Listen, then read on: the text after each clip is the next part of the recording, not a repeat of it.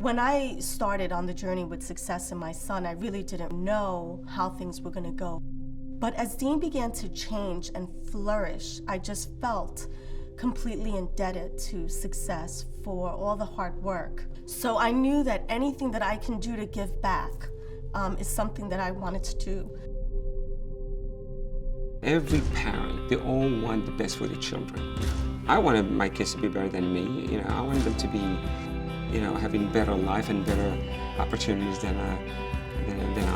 And that's, I think, it goes automatically with every parent. If there is an option for better schools, such as Success Academy, then the parent should be able to enter into that lottery and win the lottery, if you will. We need to fight for equal access to good education for all.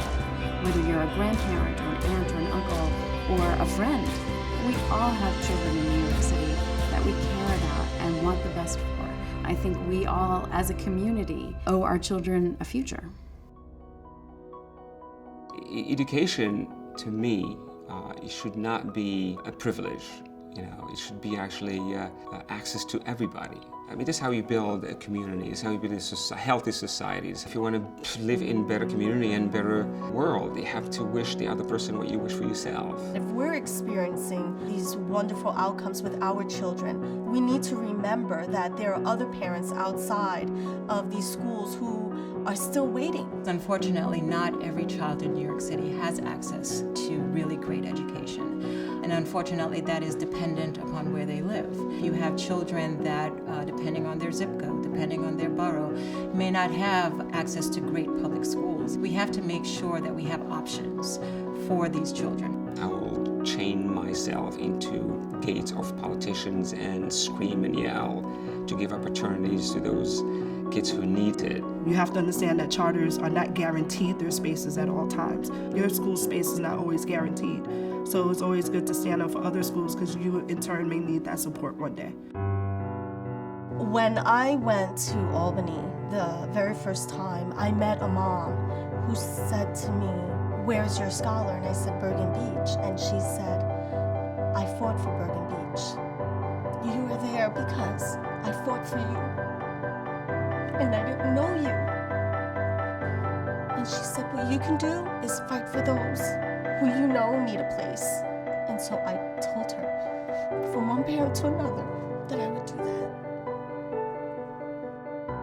As individual citizens, often we can't change that much in our lives. We don't have that much power. But I can make my voice heard in a way that might help a school open up in my neighborhood, to enable 1,000 children a year, maybe, to get opportunities that they deserve, that all children deserve.